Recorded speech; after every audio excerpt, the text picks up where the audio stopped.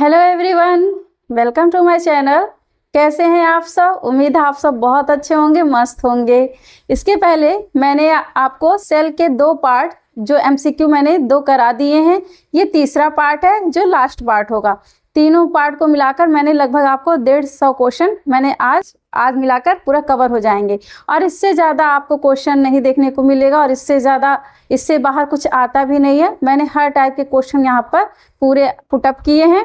तो चलिए शुरू करते हैं आज का पहला क्वेश्चन। तो आज का पहला क्वेश्चन क्या है? लवक का कार्य क्या है?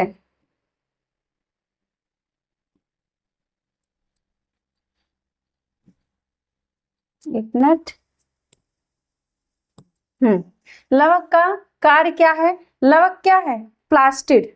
देखिए यहाँ पर वैक्यूल हो गया बहुत जगह। लवक को क्या बोलते हैं? प्लास्टिड बोलते हैं। ठीक है। क्या कार्य है? ऊर्जा उत्पादन करना, जल और पदार्थों का संग्रह करना, डीएनए बनाना, एंजाइम बनाना। तो यहाँ पर वैसे लवक का कार्य संग्रह करना भी है। वैसे देखा जाए इस क्वेश्चन के अकॉर्डिंग यहाँ पर वैक्यूल ही होना चाहिए, लवक की जगह रिक्तिका होना चाहिए। ठीक है। ये क्वेश्चन थोड़ा रॉन्ग हो गया है। एक मिनट। यहाँ पर लवक की जगह आप क्या लिख देंगे? रिक्तिका है। रिक्तिका। तो रिक्तिका का कार्य क्या है, मतलब वैक्यूल का कार्य क्या है? तो ऊर्जा उत्पादन, जल और पदार्थों का संग्रह, डीएनए बनाना या एंजाइम बनाना।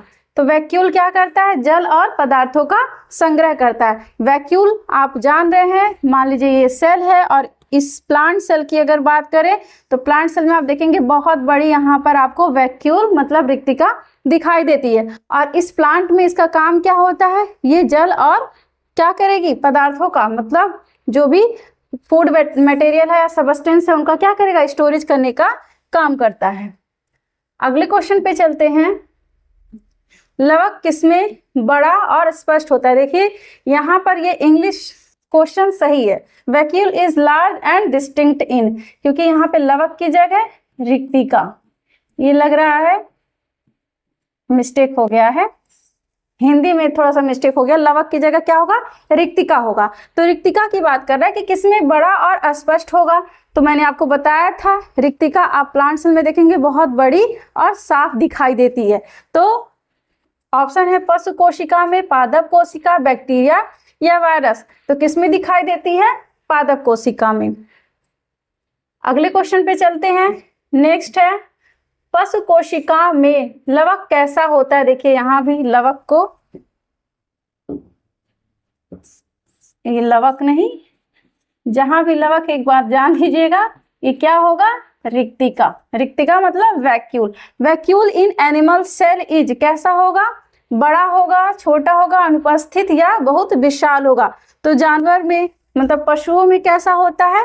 छोटा दिखाई देगा। लेकिन अगर वहीं एनिमल की प्लांट की बात करें तो वहां पर आपको बहुत बड़ा दिखाई देता है। ठीक है। तो अगर एनिमल की बात करें तो आपने अमीबा देखा होगा, मतलब अमीबा के बारे में पढ़ा होगा। अमीबा क्या है? एक प्रकार का प्रोटोजोअंस है। अमीबा को छोड़िए, आपने पैरामीशियम, तो उसमें आप देखिएगा वैक्यूल पाए जाते हैं। ठीक है। और ये वैक्यूल क्या करते हैं? ऑस्मो रेगुलेशन का काम करते हैं एनिमल में। और प्लांट में भी वही काम है कि वाटर को और जितने भी सबस्टेंस है उनको क्या करेगा? एब्जॉर्ब, मतलब उनको स्टोरेज करने का काम करता है। नेक्स्ट है रिक्तिका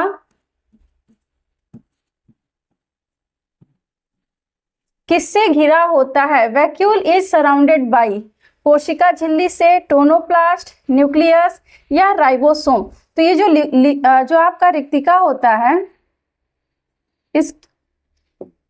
ये सिंगल लेयर ही होता है, लेकिन इसके ऊपर एक झिल्ली पाई जाती है जो इसको कवर किए हुए रहता है। इस रिक्तिका को पूरी तरह ढके हुए रहता है, उसको हम बोलते हैं टोनोप्लास्ट। तो करेक्ट ऑप्शन क्या हो जाएगा आपका? बी। अगला क्वेश्चन है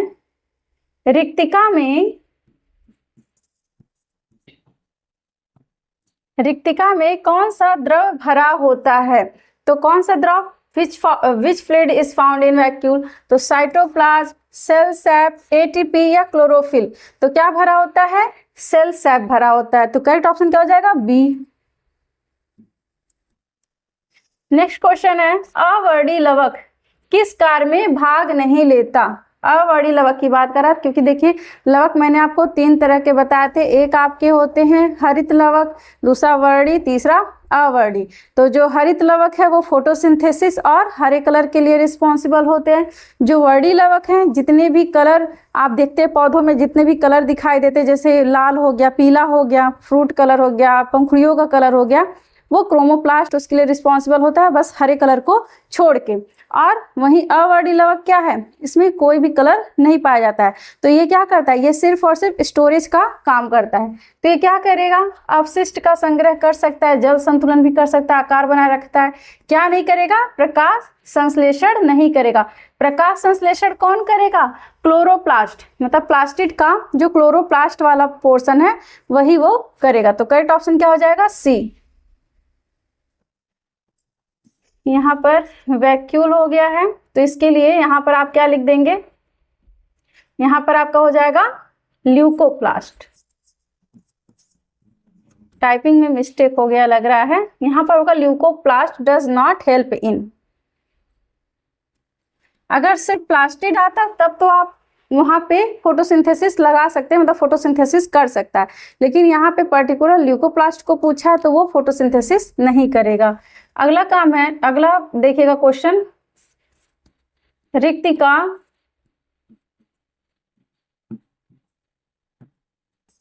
किसके लिए जिम्मेदार होती है? तो वैक्यूल इज रिस्पॉन्सिबल फॉर किसके लिए, प्रोटीन निर्माण, कोशिका का आकार, कोशिका विभाजन या डीएनए प्रतिकृति। तो क्या करेगा, ये कोशिका का आकार बनाए रखने में मदद करता है। नेक्स्ट है, कौन सी कोशिकाएं लवक से युक्त होती हैं? तो लवक जहां भी देखिएगा तुरंत समझ जाइएगा ये रिक्तिका की बात हो रही है, मतलब वैक्यूल। तो विच सेल कंटेन वैक्यूल, इसमें वैक्यूल कौन कंटेन करता है, केवल पादप, केवल पशु, पादप और पशु दोनों, या वायरस? तो कौन करेगा, पादप और पशु दोनों में ये पाए जाते हैं। अगला क्वेश्चन है,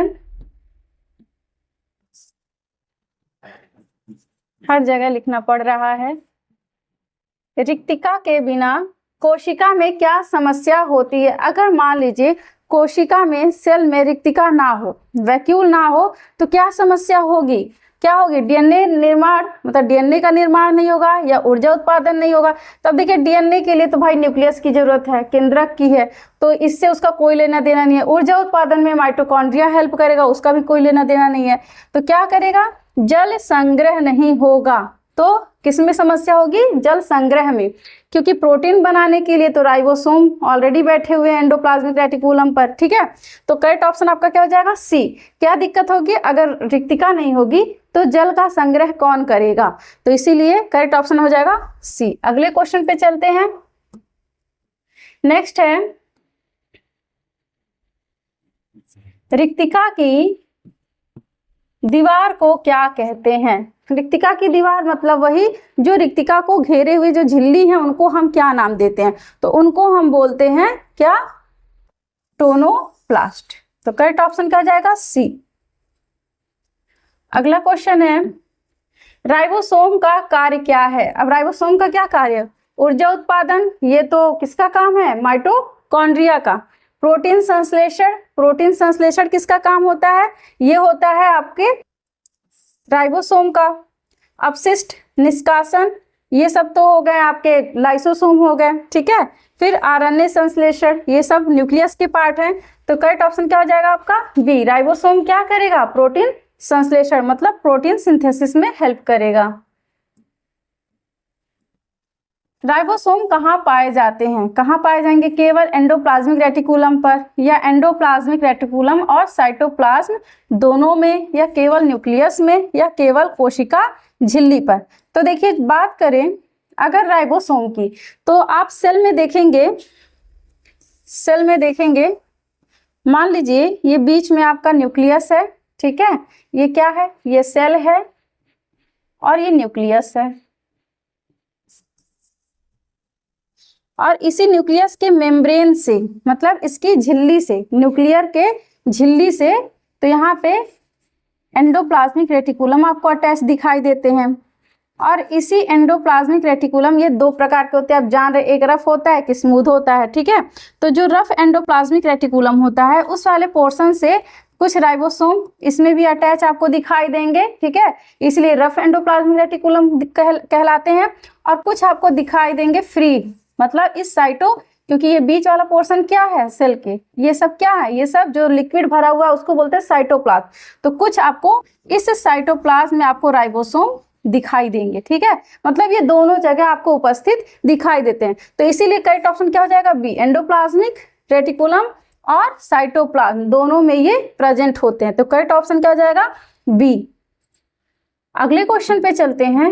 नेक्स्ट है, राइबोसोम किस प्रकार के कोशिकांग हैं? तो किस प्रकार के हैं, झिल्ली युक्त, झिल्ली रहित, द्रव युक्त या डीएनए युक्त? तो किस तरह से हैं, झिल्ली रहित, इस पे कोई मेम्ब्रेन नहीं पाई जाती है। नेक्स्ट है, राइबोसोम किसके बने होते हैं? तो केवल प्रोटीन के, आरएनए और प्रोटीन के, लिपिड के या सेलुलोज के? तो किससे बने होते हैं, आरएनए और प्रोटीन, दोनों पोर्शन होते हैं इस राइबोसोम को, मतलब ये दोनों मिलकर ही राइबोसोम बनाते हैं। अगला क्वेश्चन, राइबोसोम कहाँ बनते हैं?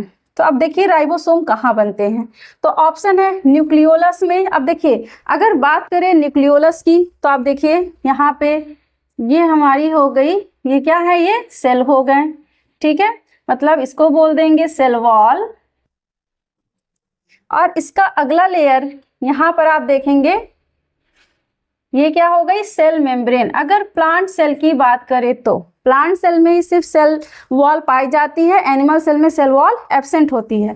तो इसका अगला लेयर क्या है, सेल मेम्ब्रेन। और इस सेल मेम्ब्रेन में आपको साइटोप्लाज्म यहाँ दिखाई देते हैं, ठीक है। उसके बाद आपको न्यूक्लियस दिखाई देंगे, रिक्तिका होगी, मतलब बहुत सारे सेल ऑर्गेनेल्स हैं, लेकिन हमको यहाँ पे न्यूक्लियोलस से पहले मतलब है। तो बात करें न्यूक्लियोलस की, तो आप यहाँ पे ये जो न्यूक्लियस देख रहे हैं, ये क्या है, न्यूक्लियस है। और इसी न्यूक्लियस के बीचों बीच यहाँ पर मध्य में आपको दिखाई देगा न्यूक्लियोलस, इसको क्या बोलेंगे, न्यूक्लियोलस।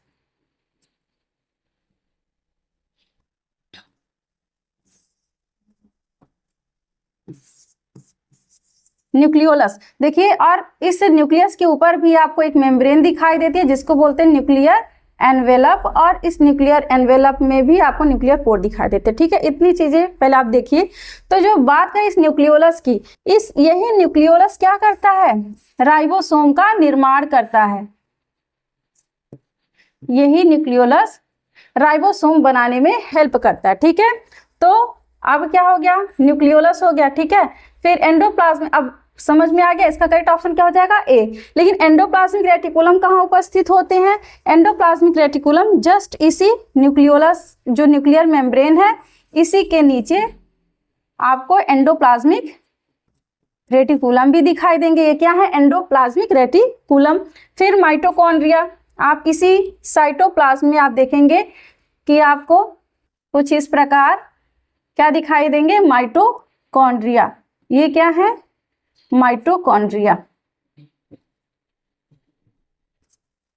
और साइटोप्लाज्म आप जान ही रहे हैं, ये जो लिक्विड आपको दिखाई दे रहा है, ठीक है, ये जो लिक्विड आपको ये सब दिखाई दे रहे हैं, ये सब क्या है, ये है साइटोप्लाज्म, साइटोप्लाज्म। तो आप यहाँ पे देख लीजिए न्यूक्लियोलस कहाँ पे बन रहा है, राइबोसोम में। तो करेक्ट ऑप्शन ए। अगले क्वेश्चन पे चलते हैं। नेक्स्ट है, एंडोप्लाज्मिक रेटिकुलम पर लगे राइबोसोम से क्या बनता है? तो क्या बनेगा, वसा, प्रोटीन, एटीपी, डीएनए। अब देखिए जो एंडोप्लाज्मिक रेटिकुलम की बात करें इस एंडोप्लाज्मिक रेटिकुलम की, तो ये दो प्रकार के होते हैं, याद रखिएगा। एक होता है आपका रफ और एक होता है स्मूथ। लेकिन यहाँ पे पर्टिकुलर रफ या स्मूथ को नहीं पूछा है, तो एक रफ एंडोप्लाज्मिक, एक स्मूथ एंडोप्लाज्मिक रेटिकुलम। जो रफ एंडोप्लाज्मिक रेटिकुलम है, ये मैंने आपको पिछले वीडियो में ही बताया था, यहाँ पर क्या होगा, राइबोसोम राइबोसोम प्रेजेंट होगा, मतलब राइबोसोम उपस्थित होगा, और स्मूथ में क्या होगा, राइबोसोम एब्सेंट होंगे, राइबोसोम एब्सेंट होंगे। ठीक है, अब जब जहां पे राइबोसोम उपस्थित है और आपको पता है राइबोसोम को हम क्या बोलते हैं, प्रोटीन फैक्ट्री, मतलब राइबोसोम ही क्या करता है, प्रोटीन बनाने का काम करता है। तो ये मतलब रफ वाला जो पोर्शन है, रफ एंडोप्लाज्मिक रेटिकुलम, वो क्या करेगा, प्रोटीन सिंथेसिस करेगा, प्रोटीन सिंथेसिस। और जो स्मूथ एंडोप्लाज्मिक रेटिकुलम है यहाँ पर, तो राइबोसोम अनुपस्थित है, तो इसलिए ये प्रोटीन तो बनाएगा नहीं। तो ये क्या करेंगे, ये लिपिड सिंथेसिस करेंगे, लिपिड का फॉर्मेशन करेंगे।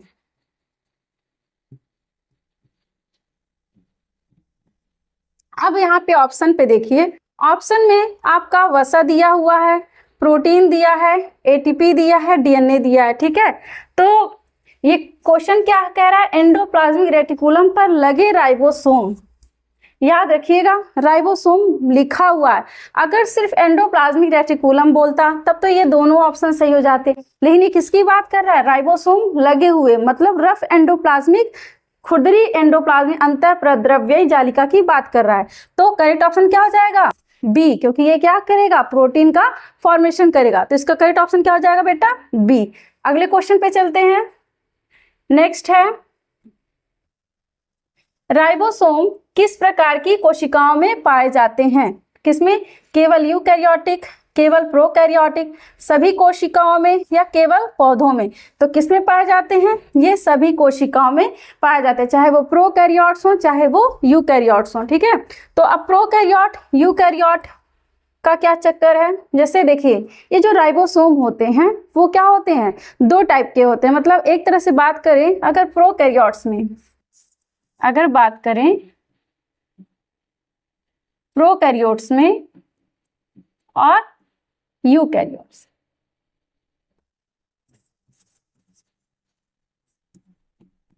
ठीक है, तो देखिए प्रोकैरियोट्स में 70S टाइप के राइबोसोम दिखाई देते हैं। किस प्रकार के होते हैं, इसमें 70S टाइप के राइबोसोम होंगे, और यही यूकैरियोट्स में 80S टाइप के यूकैरियोट्स दिखाई देते हैं। 70S 80S का मतलब क्या है, यहाँ पे ये जो 70S है, मतलब अगर इनको तोड़ेंगे तो 50S प्लस 30S, और इनकी बात करें तो ये क्या हो जाएंगे, 60S प्लस 40S। अब ये क्या चीज है, देखिए 50S 40S का मतलब ऐसे राइबोसोम जो होते हैं ये इनके दो सब यूनिट होते हैं, दो सब यूनिट होते हैं, एक होता है लार्ज सब यूनिट और एक होता है स्मॉल सब यूनिट। ठीक है, तो इसमें जो आपका लार्ज सब यूनिट है, अगर प्रोकैरियोट्स की बात करें तो लार्ज सब यूनिट चाहे स्मॉल सब यूनिट, तो लार्ज सब यूनिट चाहे प्रोकैरियोट या यूकैरियोट में आप जब देखेंगे तो ये क्या होगा, ये डोम शेप्ड दिखाई देगा आपको। ठीक है, और अगर यही बात करें स्मॉल सब यूनिट की, देखिए नीचे वाला भी एक यूनिट दिखाई दे रहा है, एक ऊपर दिखाई दे रहा है। ठीक है, तो स्मॉल सब यूनिट जो होता है वो क्या होता है, कप शेप्ड होता है। अगर बात करें इनके शेप की तो ये क्या होते हैं, ये हैं लार्ज, मतलब बड़े, लार्ज सब यूनिट है, और ये स्मॉल सब यूनिट है, स्मॉल सब यूनिट है। ठीक है, और इन दोनों यूनिट को जोड़ने का काम कौन करता है, किसके द्वारा जुड़े होते हैं, तो कुछ मैग्नीशियम आयन होते हैं और कैल्शियम आयन होते हैं। ठीक है, उनके द्वारा ये क्या होते हैं, जुड़े होते हैं। अब देखिए, अब अगर प्रोकैरियोट्स की बात करें तो प्रोकैरियोट्स में जो आपका लार्ज सब यूनिट होता है, यानी ये बड़ा वाला, तो 50S टाइप का होता है, और स्मॉल सब यूनिट 30S टाइप का। सेम ऐसे इसमें भी दो सब यूनिट होंगे, एक लार्ज होगा एक स्मॉल होगा, तो इसका लार्ज सब यूनिट होगा 60S टाइप का, और स्मॉल सब यूनिट होगा 40S टाइप का। और यस का मतलब क्या है, शेडवर्ग इक्वेशन, शेडवर्ग यूनिट है। जिस प्रकार हम किसी भी दूरी को ऐसे नापते हैं, किलोमीटर में, मीटर में, ऐसे करते हैं ना, सेंटीमीटर, कुछ भी एक यूनिट तो रखते हैं, उसी प्रकार अगर हम इसमें आकार नापने के लिए शेडवर्ग यूनिट का प्रयोग करते हैं। ठीक है, तो ये हो गया आपका करेक्ट ऑप्शन, क्या हो जाएगा, सभी कोशिकाओं में, चाहे वो प्रोकैरियोट हो चाहे यूकैरियोट हो। तो करेक्ट ऑप्शन क्या हो जाएगा, सी। अगला क्वेश्चन है, राइबोसोम किस अंग से जुड़े होते हैं? किस अंग से जुड़े होते हैं? Smooth endoplasmic reticulum, rough endoplasmic reticulum, mitochondria, lysosome. Smooth endoplasmic reticulum आप समझ रहे हैं, यहाँ पर तो राइबोसोम एब्सेंट होंगे। क्या होगा? राइबोसोम अनुपस्थित है, यहाँ पर राइबोसोम प्रेजेंट होंगे।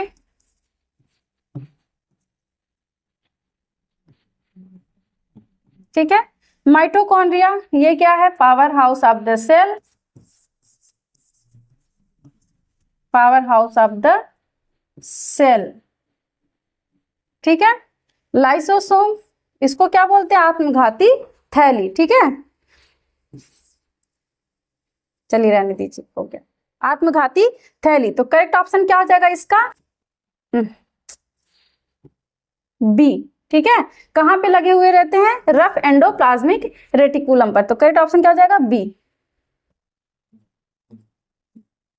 साइटोप्लाज्म में राइबोसोम स्वतंत्र होते हैं। अब बात करें साइटोप्लाज्म में राइबोसोम क्या स्वतंत्र होते हैं? तो जब मैंने आपको सेल का स्ट्रक्चर बताया, न्यूक्लियस बताया, यहाँ से एंडोप्लाज्मिक रेटिकुलम बताया, तो कुछ राइबोसोम तो इससे अटैच होते हैं और कुछ आपके राइबोसोम क्या होते हैं? फ्री अवस्था में इस साइटोप्लाज्म में आपको दिखाई देंगे। तो करेक्ट ऑप्शन क्या हो जाएगा? बी। हाँ, यस, मतलब पाए जाते हैं स्वतंत्र में भी और एंडोप्लाज्मिक रेटिकुलम से अटैच भी। अगला क्वेश्चन है, राइबोसोम झिल्ली से बने होते हैं, तो बने होते कि नहीं? तो करेक्ट ऑप्शन क्या हो जाएगा? नहीं, यहाँ पर कोई भी आपको झिल्ली नहीं दिखाई देगी। नेक्स्ट है, लाइसोसोम का कार्य क्या है? अब लाइसोसोम क्या करेगा? ऊर्जा बनाएगा। ये तो भाई माइटोकॉन्ड्रिया का काम है। ठीक है, अपशिष्ट पदार्थों का पाचन करता है, या आरएनए या डीएनए। तो ये तो न्यूक्लियस के पार्ट है, ये काम तो न्यूक्लियस करने वाला है, ये काम माइटोकॉन्ड्रिया करने वाला है। और लाइसोसोम क्या करेगा? डाइजेशन करेगा वेस्ट मटेरियल का। ठीक है, और वेस्ट मटेरियल का डाइजेशन करते करते वो क्या करेगा? जितने यूजफुल मटेरियल है, मतलब जितने भी यूजफुल कोशिकांग है, उनका भी डाइजेशन कर लेगा। इसीलिए इसको क्या बोलते हैं? आत्मघाती थैली या suicide bag of the cell. ठीक है, तो करेक्ट ऑप्शन क्या हो जाएगा? बी। लाइसोसोम को क्या कहा जाता है? देखिए आ गया, क्या कहेंगे? आरएनए का घर कहेंगे। आरएनए का घर तो है नहीं। ठीक है, आरएनए का घर तो, आरएनए का घर किसको कहेंगे? आरएनए का घर कौन है? न्यूक्लियस है।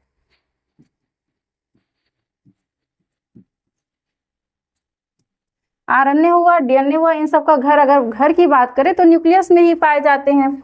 कोशिका का मस्तिष्क, अच्छा कोशिका का मस्तिष्क किसको कहते हैं? ब्रेन ऑफ द सेल किसको बोलेंगे? न्यूक्लियस को, इसी न्यूक्लियस को ही बोलते हैं।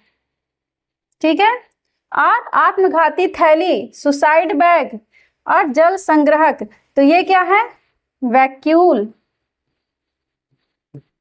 तो करेक्ट ऑप्शन क्या हो जाएगा? सी। तो देखिए आप यहाँ पे कुछ नाम जरूर, मतलब कॉमन नेम याद रख लीजिएगा कि मैंने आपको कुछ कॉमन नेम बताया है। जैसे मान लीजिए सबसे पहले आप माइटोकॉन्ड्रिया के बारे में याद रखिए, तो माइटोकॉन्ड्रिया में क्या बोलेंगे? Power house of the cell. तो power house of the cell कौन होगा? पावर हाउस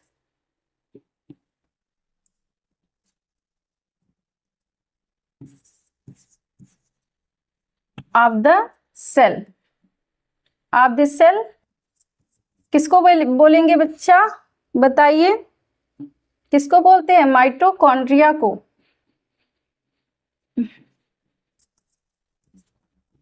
माइटोकॉन्ड्रिया को। तो लगभग मैंने वैसे सबका, और हाँ एक नाम और याद रख लीजिएगा, लाइसोसोम का।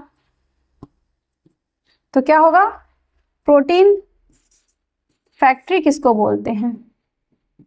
Protein factory. ये किसका नाम है? राइबोसोम का। तो देखिए आपको कौन कौन से नाम याद रखने हैं। सबसे पहले मान लीजिए आरएनए का घर तो छोड़िए, ये तो नहीं आता है, लेकिन कोशिका का मस्तिष्क आएगा, मतलब ब्रेन ऑफ द सेल। तो ब्रेन ऑफ द सेल आएगा, तो आप लिखेंगे न्यूक्लियस, ये आपका फर्स्ट हो गया, ब्रेन ऑफ द सेल, ठीक है। फिर आत्मघाती थैली, सुसाइड बैग, ये किसको बोलते हैं? ये बोलते हैं लाइसोसोम को। ये दूसरा पॉइंट हो गया, ये दूसरा याद रखेंगे, लाइसोसोम को बोलते हैं, ठीक है। तीसरा, जल संग्रहक किसे बोलते हैं? वैक्यूल को बोलते हैं। और ये थर्ड पॉइंट हो गया। चौथा पॉइंट याद रखिएगा, power house of the cell. तो power house of the cell कौन है? ये माइटोकॉन्ड्रिया हो गया। फिर एक है प्रोटीन फैक्ट्री, किसे कहते हैं? राइबोसोम को। तो ये बातें हो गई आपकी लाइसोसोम के बारे में, बस बताना था, लेकिन मैंने आपको जितनी के भी कॉमन नेम पूछे जाते हैं वो मैंने यहाँ पे इंक्लूड कर दिया है। अगले क्वेश्चन पे चलते हैं। नेक्स्ट है, लाइसोसोम किससे बने होते हैं? तो किससे बने होते हैं? एटीपी, प्रोटीन, एंजाइम या लिपिड? तो ये एंजाइम से बने होते हैं, क्योंकि लाइसोसोम में और किस तरह के एंजाइम होते हैं? हाइड्रोलिटिक एंजाइम होते हैं, जो क्या होते हैं, एक समय ऐसा होता है लाइसोसोम बस्ट हो जाते हैं और अपने आसपास के जितने भी कोशिकांग हैं सबका डाइजेशन कर देते हैं। सेल में जितने भी मतलब कोशिकांग हैं सबका सफाई कर देते हैं, और इसी वजह से उन्हें क्या बोलते हैं? आत्मघाती थैली। लाइसोसोम किसमें पाए जाते हैं? केवल पादप, केवल पशु, वायरस या बैक्टीरिया? तो किसमें पाए जाते हैं? पशु में। ऐसे कहीं कहीं ऑप्शन में प्लांट में भी दिया जाता है, मतलब बोथ कर दिया जाता है, प्लांट और एनिमल दोनों में। लेकिन वैसे बेसिकली अगर देखा जाए प्लांट सेल में, तो प्लांट सेल में बहुत बड़ी, आपने पता होगा, रिक्तिका होती है। तो वो रिक्तिका ही क्या करती है? वो मतलब जो जल संग्रह के साथ साथ क्या करती है? वो जो भी डाइजेशन है उसका भी काम उसी रिक्तिका के द्वारा हो जाता है। अगला क्वेश्चन है, लाइसोसोम किससे घिरे होते हैं? तो किससे घिरे होते हैं? दोहरी झिल्ली, एकल झिल्ली, कोई झिल्ली नहीं, या टोनोप्लास्ट? तो एक ही झिल्ली, क्योंकि दोहरी झिल्ली सिर्फ और सिर्फ मनपसंद में है, ठीक है। एम फॉर माइटोकॉन्ड्रिया, मतलब यहाँ पे लिख लीजिएगा, डबल मेम्ब्रेन की बात हो रही है, डबल मेम्ब्रेन की बात हो रही है, तो माइटोकॉन्ड्रिया, ठीक है। एन फॉर न्यूक्लियस,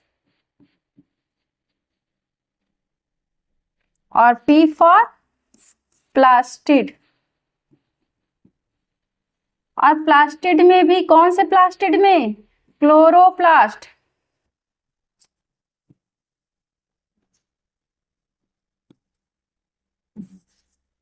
लिख दीजिएगा इन क्लोरोप्लास्ट, ठीक है। तो अब यहाँ पे अब इससे बता दीजिएगा कि कैसे झिल्ली पाई जाती है? एकल झिल्ली। तो करेक्ट ऑप्शन बी। अगला क्वेश्चन है, लाइसोसोम का निर्माण कहाँ होता है? तो लाइसोसोम का निर्माण कहाँ होगा? गोल्जी बॉडी में। करेक्ट ऑप्शन बी हो जाएगा। नेक्स्ट है, लाइसोसोम की विशेषता क्या है? वह ऊर्जा बनाता है।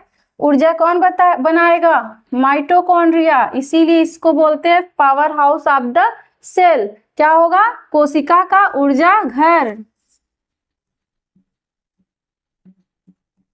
ठीक है। और वह प्रकाश संश्लेषण करता है। प्रकाश संश्लेषण प्लास्टिड में होगा। प्लास्टिड में भी किसमें? क्लोरोप्लास्ट करेगा। क्लोरोप्लास्ट में कौन सा पिगमेंट पाया जाता है? क्लोरोफिल। फिर क्या है वह? और देखिए, इस क्लोरोप्लास्ट का भी एक कॉमन नेम है, किचन ऑफ द सेल। इसका भी कॉमन नेम याद रख लीजिएगा। क्लोरोप्लास्ट को क्या बोलते हैं? किचन ऑफ दिस सेल, कोशिका का रसोई घर, ठीक है। फिर वह सेल को स्वयं नष्ट कर सकता है या वह डीएनए दोहराता है? तो क्या करेगा? वह सेल को स्वयं नष्ट कर सकता है, इसीलिए तो इसको क्या बोलते हैं? Suicide bag of the cell, या फिर आत्मघाती थैली, कोशिका का आत्मघाती थैली। तो करेक्ट ऑप्शन क्या हो जाएगा? सी। लाइसोसोम किस प्रकार के एंजाइम रखते हैं? डीएनएज, हाइड्रोलिटिक एंजाइम, ट्रिप्सिन या कैटालिस? तो अभी मैंने बताया इसमें किस तरह का एंजाइम होता है, वो हाइड्रोलिटिक एंजाइम होते हैं। नेक्स्ट है, लाइसोसोम का आकार कैसा होता है? कैसा होगा? चपटा, गोल, बेलनाकार, त्रिकोणीय तो गोल होता है। लाइसोसोम में पाए जाने वाले एंजाइम किस पीएच पर कार्य करते हैं? क्षारीय पीएच, अम्लीय पीएच, उदासीन या बदलता रहता है? तो ये अम्लीय पीएच पे काम करते हैं, मतलब एसिडिक नेचर होता है। इनमें से कौन झिल्ली रहित कोशिकांग है? अब इनमें से किसके पास झिल्ली नहीं पाई जाती है? तो लाइसोसोम हो गया, लवक, राइबोसोम या माइटोकॉन्ड्रिया। तो किस पे नहीं? राइबोसोम। अब दोहरी झिल्ली नहीं पूछ रहा, बस झिल्ली का नाम लिया, ठीक है। तो लाइसोसोम में भी झिल्ली पाया जाता है, ठीक है। ये लवक बोल दिया है, यहाँ रिक्तिका होगा। रिक्तिका पे भी एक कवर पाया जाता है, जिसको मैंने बताया था क्या बोलते हैं, टोनोप्लास्ट पाए जाते हैं। तो सिर्फ और सिर्फ इस राइबोसोम पर ही कोई झिल्ली नहीं पाई जाती है, नेकेड टाइप के होते हैं। नेक्स्ट है, इनमें से कौन प्रोटीन संश्लेषण करता है? अब तो याद ही हो गया, कौन करेगा? राइबोसोम। क्या है? Protein factory. अब तक तो याद हो गया होगा। देखिए किस तरह से घुमा घुमा के क्वेश्चन, सिर्फ और सिर्फ राइबोसोम से ही कम से कम देखिए 10-15 तरह के क्वेश्चन यहाँ पर आ गए होंगे। और सब ये भी नहीं कि सब एक जैसे हैं, सब डिफरेंट हैं। भले आंसर आपको सेम लग रहा होगा, एक ही बात लग रही होगी, लेकिन तरीका देखिए कितने कितने तरीके से पूछ सकता है। इनमें से कौन कोशिका के आकार को बनाए रखने में मदद करता है? राइबोसोम, रिक्तिका, यहाँ रिक्तिका होगा, लाइसोसोम या न्यूक्लियस। तो कौन करेगा? रिक्तिका। वैक्यूल। कौन सा कोशिकांग अपशिष्ट पदार्थों को नष्ट करता है? लवक करेगा, राइबोसोम, लाइसोसोम या क्लोरोप्लास्ट। तो कौन करेगा? लाइसोसोम। रिक्तिका, राइबोसोम और लाइसोसोम में किसमें द्रव भरा होता है? किसमें द्रव पाया जाता है? सेल सेप इस रिक्तिका में। Correct option b. अगला क्वेश्चन है, कौन सा कोशिकांग सेल सेप से भरा होता है? देखिए उसी को फिर उल्टा घुमा, अब क्वेश्चन को आंसर में कर दिया, आंसर को क्वेश्चन में कर दिया, तो क्या होगा? रिक्तिका। Correct option B.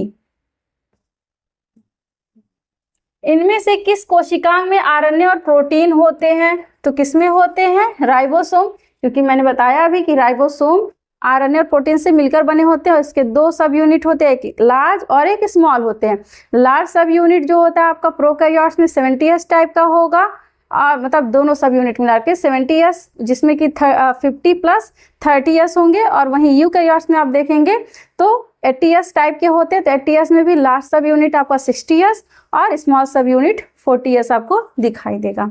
तो करेक्ट ऑप्शन क्या हो जाएगा? सी। अगला क्वेश्चन है, राइबोसोम मुख्यतः किस कार्य से संबंधित हैं? तो क्या पढ़ें, समझ ही रहे हैं किस कार्य से संबंधित है? प्रोटीन संश्लेषण। लवक की झिल्ली को क्या कहा जाता है? प्लाज्मा झिल्ली।